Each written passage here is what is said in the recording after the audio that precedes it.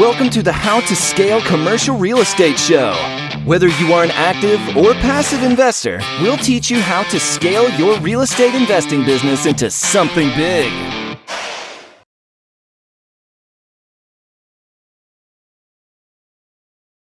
Hey, Nicole, welcome to the show. Thank you for having me. Oh, this is a pleasure. My pleasure to have you on. It's good to have someone outside of the United States who is actively investing in real estate. And I think you've done pretty much all of it when it comes to especially, developing and growing a commercial real estate business. So can you kind of give us just a brief overview of where you started, where you are now, and how you got there? Certainly. Well, I'm Australian actually, and I moved over to the UK, and I didn't really know what to do with my life. I wanted to be a banker. I thought it was so glamorous. Everyone of my era watched Wall Street and thought, yeah, I'm going to be a banker.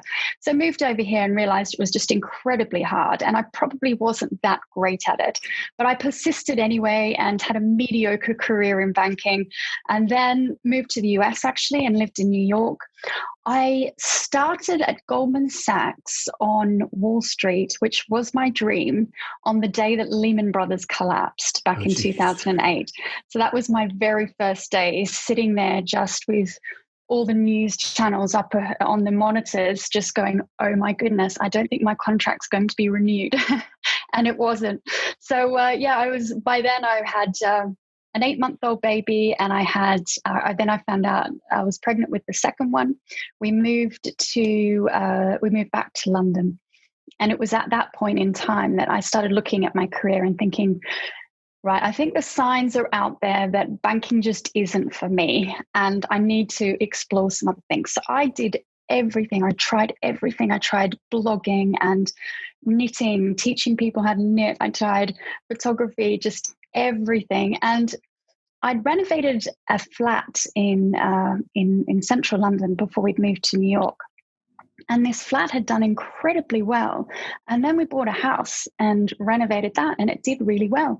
And my partner said to me, listen, you've done incredibly well with these properties. Why don't you consider doing property full time? And that's where it started. And that was in 2009. So that's pretty much in a nutshell how my property journey started. That's fascinating. So then let's fast forward to 2020. What's your business look like today? Well, it's very different because right in the beginning, it was a matter of flipping or buying, developing, and selling. At the time, I didn't need income. All I wanted to do was just create these beautiful homes, usually luxury homes that I would want to live in. Sure. I created those in areas which were up and coming, very much gentrifying areas, and then I sold those on and made quite a profit. And at the time, and I think it was quite similar in the US as well, is that you're coming out of this world financial crisis. And so the whole economy was just moving up. So my best years were 2012, 13, 14, 15. And everything I touched turned to gold. It was just so easy. And I think that it gives you this almost false sense of reality, actually, because you think, wow, I'm really good at this. But actually, I just got very, very lucky. So fast forward to now, I definitely, in hindsight, took on too many projects at once. And that caused some instability within the portfolio. I'm very open about. And so what the last 2 years is about just consolidating what I've got, taking stock and reassessing the strategy. So now the strategy is retaining a lot of the portfolio, selling down some in order to pay down debt, de-risking, and then just looking at what's left and just taking things a bit slower, I think, going forward. So at the moment, what that actually looks like is we've got around just under 100 units now across about 9 different sites. And they're a mixture of residential and commercial. Our largest development's 49 residential flats just on the outskirts of London. And then we've got a single unit that we're just selling at the moment. So it's quite a range of different projects. Right. And so you guys are at the point now where like you said, you're taking risk off the table, deleveraging, and really just taking stock of where you are and then kind of circling the wagons and seeing where you want to go from this point moving forward. Exactly. And I think also is that during my meteoric rise, I picked up a lot of investors along the way, which was great because that helped. And as anyone who's worked with investors knows, when you've got access to additional equity and additional debt, you're able to scale your business much faster. But it comes with a cost. And that cost is that you've got investor relations, and you need to keep your investors informed, updated, and happy. And that's really hard. I had 169 investors at one point, just because of the crowdfunding. We were at the forefront of the crowdfunding industry here in the UK. And I think to date, we still hold the record of the most raised in a property crowdfund. So it's really, really hard work. So for me now, it's about exiting as many of the investors as possible and just working, hopefully just on my own is how, or with my partner, and just having a scaled back portfolio that's much more cash generative, and just having an in-house manager to manage those on a day-to-day basis, but being a lot more passive. Right. So it sounds like for you, you have made obviously money along the way. You've experienced the pains of growth, which we, I'm thinking back on a business we took, and we 4x'd revenue in 1 year. And it was probably the hardest year of my life, because you go, oh my gosh, like we are just working nonstop. So you guys went through the pains of growth, but then you've taken stock of where you are and said, hey, look, we actually want to kind of change the way we're doing things. I mean, as you scale down in a sense, what's one of the things you're looking like, what do you hope to achieve by actually scaling kind of things down? Like what's the end goal with that? It's definitely about buying time. So I've always been someone who works really, really intensively. And when my children were younger, it would be about working maybe for 4 weeks really intensively, very long hours, and then taking a long weekend off with my girlfriends and going to Ibiza and doing a fitness retreat or something like that. Now that I've got a lovely man in my life who would like some more of my time, my priorities have changed. So very much 2 years ago, it was about sitting down with him and saying, right, what do we want in our life? And what we want is to live aboard his boat, travel around the world, sail around the world, and just be able to experience things. And rather than working with a little bit of sailing, which is what we do now, we would like to sail with a little bit of work. And so it was about looking at what fitted into that long-term strategy and working back from that. And I know this is all really simple stuff, but when you're a property developer and you think, how am I going to scale my business? Being a developer doesn't actually work, because you can't be on site. And while you can have the best project managers in the world and the best construction team, nothing beats having your eyes and boots on the ground. And so for me, then that was the change in strategy to say, okay, we're now going to just invest in rental properties or commercial that are managed, so that we can just have that time that we want, because time's the only thing that we can't make any more of. Right. No, you're absolutely right. And that's that. I would argue maybe that's phase 2 of most investors' journey, right? Like, because you can't go to where you are in phase 2 without probably having gone through phase 1. So what did it looking back on, when you guys were in the massive kind of scaling side of your business, what are some things that if you were to do it over again, that you would repeat? And what are some things that you would say, hey, I would probably do this differently? I think the first thing is the one thing that I did very, very well was work on my personal brand and really invest time in social media. And I was at the forefront of doing that here in the UK. There weren't many people investing time on Instagram, Facebook, or all the other social platforms at that time. So we're talking a good 6 years ago. And so I really built up my following on that. And I would spend 1 to 2 hours a day, and still do actually, just interacting with people on those platforms. And that really helped me. And even now people just know me, and that's great. It's great when things are going well, actually. When things are not, they're going, oh, Nicole. But when things are going well, if they've got sites that come up in the areas they know that I buy, I'm the first one they contact. If people want to work with me because they know that I'll shout them out. And so I get discounts and I get things, and that's really great. And so I would really, really recommend that people not hide behind this corporate brand, that you actually work on your personal brand, because people want to get to know the person behind the brand. And we all have things that are truly unique about us that will make us stand out. And especially if you're a minority in an industry, in the beginning, I was a minority in my industry, so I stuck out because I was the blonde woman in a sea of men. But if you are one of those men, you don't stick out. So you've got to make yourself stick out, whether it be your, I don't know, stripy socks, or whether it be the ties you wear, bow ties, or your round glasses, whatever it might be. You've got to make yourself memorable. And so that's the one thing that I did that I think was right, and I'd recommend for other people to do.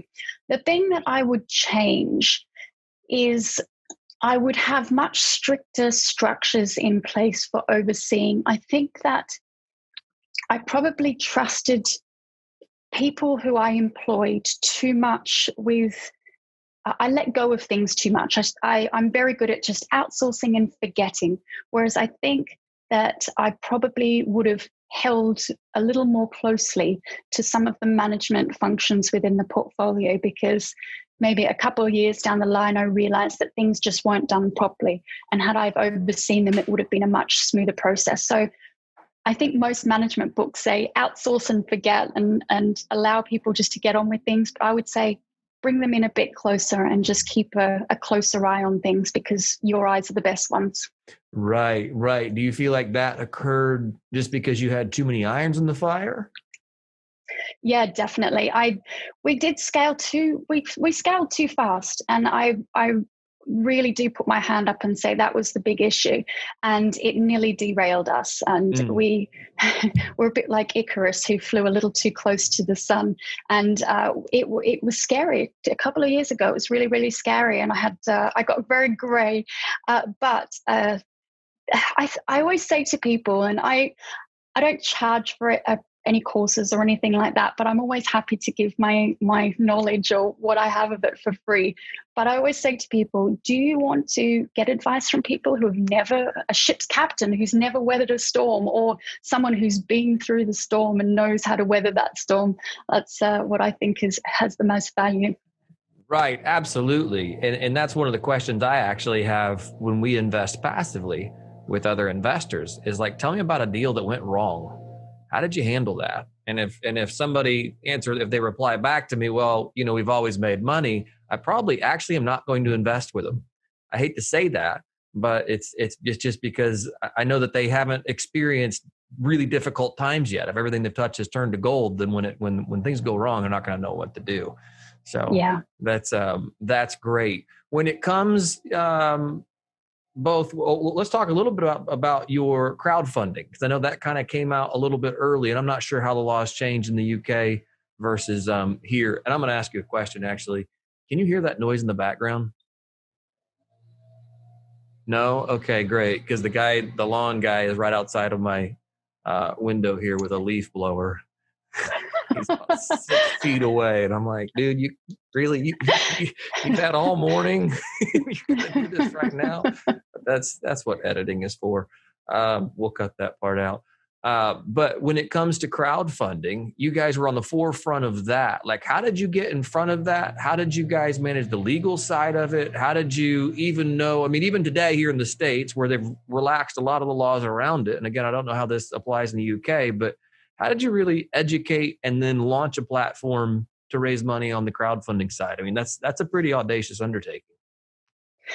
Yeah, it was really, I guess, fortuitous, because I was on the speaking circuit, as it's called, because I loved it. I think you become a performer and you just love getting up and speaking. Sure. And especially when it's your story, because you just can't get it wrong. It's just, you don't have to prepare. It's just, here's my story. Right. So I love that. And I started speaking at all these various events, and people would come up to me all the time and say, please, can we get involved? Can we invest? And I didn't want their money, because for me, there are very strict rules around collective investment schemes. So you have to be very careful about how you take other people's money. And I just didn't want the hassle.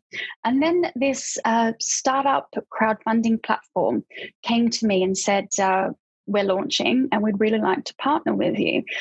And that then gave me this compliant wrapper, this regulated wrapper in which people could then invest. So because I'd worked on my social media and because I had quite a following, I was then very easily able to say, right, I now have this compliant way in which you can invest. And it was very easy. There's with interest rates so low, interest rates are below 0.5% here now. But there's so many people with money to invest that even 5-6% return is brilliant to them. And when you're offering a double-digit return, it's a very attractive offering to people. So that's how we got started in that, and we did that from 2016, 17 through to 18. Then recently the laws have changed. So towards the end of 2019, actually, the laws have tightened up. And you're no longer allowed to market to retail investors. There's just really tightened rules, which I think is a good thing for the industry. I think there were too many people just setting up and I guess abusing the system. So it's really tightened up now. How was that once you took the money in-house? I mean, did it go towards a specific project? Was it into a fund that they invested? Or how did that, I'm sorry to ask the granular details on, I'm just curious, like how did that work? It's really different depending on the project. Now, there are different platforms that are just debt, and they're called peer-to-peer, and there are ones that are equity. Right. And a lot of times the debt ones are very prescriptive about how you can set those up. But the equity ones, the equity platforms, it's just however you want to set this up, you come to us with a proposal. We'll compliance check it. If it passes our compliance, then you can put it out there. So it could be that you want to sell down your equity. It could be that you want to do an option, which again, that's a zero-sum game. You could lose everything with an option. So it's very much buyer beware. You could structure anything. There are some people doing invest to learn type arrangements where they'd invest in an option and they'd get an education program along with it. Some people kind of like the more of the Kickstarter type things. They'd get not just a return, but they'd get something. They'd get site tours or access to various information. So anything that you could think of that you thought that people might invest in, you could do. Wow. Good for you for taking that bull by the horns right out of the gate. Like that's, it's cool that somebody came along that you could partner with, but even so, I think about that from my perspective. I'm like, gosh, that's a lot of risk, not just risk, but a lot of responsibility to take on when you're bringing on that many investors. And it's too much. It really is too much. And I think that if you've got a full-time employee looking after investor relations, that's fine. But if you don't, it just becomes a headache. And it's, in my opinion, it's not worth it, because I did feel really strongly that I felt that I was giving people with as little as £500 the opportunity to invest in developments that were only available to professional investors. And I felt that it democratized the industry. But now I realize in hindsight that some of them didn't even understand the shareholders agreement, or they didn't understand the structure. They didn't understand that the way that some contributions were debt or equity. They didn't understand the way that debt ranks ahead of equity. It's only as we've gone through this process that I realized that there are huge understanding gaps within this so-called sophisticated investing network. And it's a huge responsibility to take on, and probably not one that I would take on again. Right. A huge responsibility and a liability, I would imagine. I mean, because then you're answering questions, and not just it's a time suck as well as just a liability of my gosh, like you don't know what you're even involved in, and here I am trying to explain it to you. So that's really interesting. That's a really interesting cautionary tale that I have not yet heard before, but I'm glad to hear it from somebody who's been through it firsthand. So that's great. Let's jump into the final four, which the first question is, if you were to distill everything you know, so rewind back through, your first investment all the way till now, and you were to distill everything you know down to one piece of advice for an aspiring investor, what would that one piece of advice be? It's a marathon, not a sprint. We all try to just get rich tomorrow, and it's not that at all. This is a long term. It's taken me 10 years to get to the position where I'm financially secure. And you say that to a 25-year-old, it's going to take you 10 years, you're going to be 35, and they go, no way, my kids call me a boomer. I'm going to be that's a boomer. So I think it's just be patient. This is, how many careers do people have now? So many. If it takes you 10 years to be financially secure, that's amazing. Right. No, in 10 years compared to our, parents and our parents' parents, that's really fast. So good for you. What's one thing you're currently doing to stay on top of your game? I'm trying to do less, which I know sounds strange, but I'm trying to just not cram as much into my days, and just keep a bit more focused with what I do. And I've learned how to say no. So if something doesn't fit within my purpose, and it doesn't fit within the core things that I do, then I say no. And I think that's really helped to set those boundaries, because otherwise every new opportunity that would come my way, I'd go, yes, that's exciting, I'm taking it up. And then something else would come and I'd go, yes, I'm going to do this now. And it just got a bit too confusing. So now it's just having those boundaries and saying no to things. Right. Sounds like simplification is a big part of your journey. So that's fantastic. When it comes to giving back, what's one way you're making the world a better place? Well, two ways. First of all, we do a lot. As I said, I'm always giving away my information or whatever I know, the little bits that I know for free. I'm happy just to give that away. That's the first thing. And then being a sailor, I'm really active with definitely plastics in the ocean. And so work with Big Blue Ocean Cleanup to just help make our oceans cleaner, because while we're sailing around, we just see so much plastic in the ocean. So just about raising awareness for that as well. And that's something that we're going to be doing a lot more of in the new year. So I'm very excited about that. That's awesome. Like that's just not something, obviously I'm land bound in the middle of the United States. And so not something I would think about. And what a wild thing to think there's that much trash in the ocean. So that's very cool that you are undertaking that. Nicole, what's the best way, if our listeners want to get in touch with you, what's the best way to do that? I'm on every social media platform, even TikTok, but the best way is probably my website, which is NicoleBremner.com. Awesome. Nicole, thank you so much for your time. This was absolutely a pleasure having you on, and certainly I've learned a lot. So thank you very much. Thank you very much.